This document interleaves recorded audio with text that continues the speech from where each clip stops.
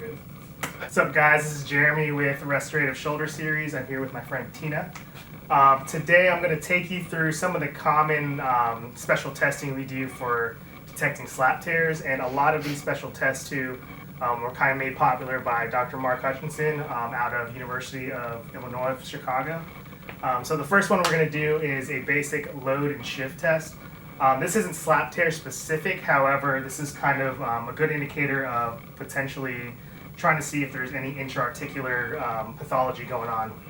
So again, just a simple load and shift test. We're grabbing the humeral head and stabilizing the joint above, and I'm just taking the humeral head anterior posterior and just manipulating there.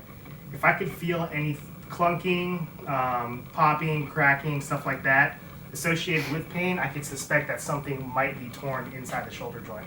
The next one is a Mayo shear test. This one was developed by the Mayo Clinic. I'm going to have the patient come up in an abducted, externally rotated position. And from here, just kind of taking the shoulder back just to kind of see if I can get any shearing, popping, clicking associated with the pain that they're experiencing. And if that exacerbates pain, then we can suspect a potential slap tear. Another one similar to that is a crank test. So again, similar to the shear test above, we're doing a crank test below 90. And again, we're trying to catch anything that's torn. So whether it be labral, biceps tendon, things like that, we can suspect intra-articular shoulder pathology. All right, the next one is a pretty popular one. Next one's a Bryans test. Having the patient's arm in a crossbody position with the thumb down, and they'll push up against my hand.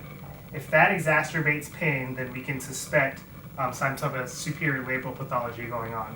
Contrary to that, if we turn the palm up and push up against my hand, and that actually alleviates the pain, that can kind of confirm a positive Bryans test, which Dr. Mark Hutchinson usually calls the slap rehension test.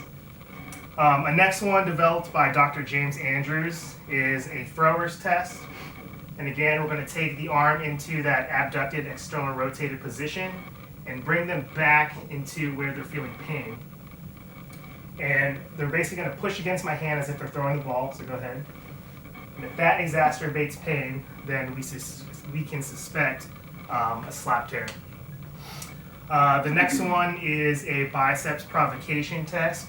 Again, another popular one from Dr. Mark Hutchinson. This was actually developed by a South Korean orthopedist by the name of Dr. Kim. The first one would be, again, that abducted, externally rotated position. And we're going to take the patient's arm back to where they could start feeling that pain. And then they're going to pronate their hand towards me. Now, this will put the biceps at length. And what they're going to do is resist me pushing them out this way. So go ahead. And one more time. Good. So that puts the biceps at length, and if there is a slap tear, it should pull on the slap tear.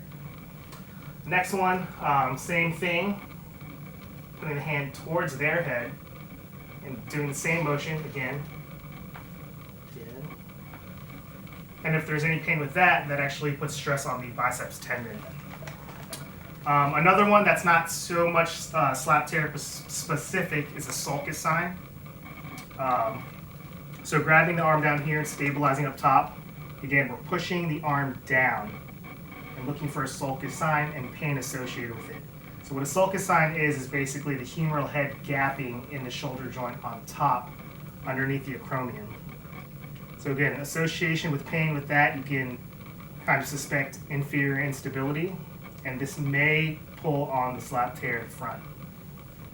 The next one, I'll have you lying on the table.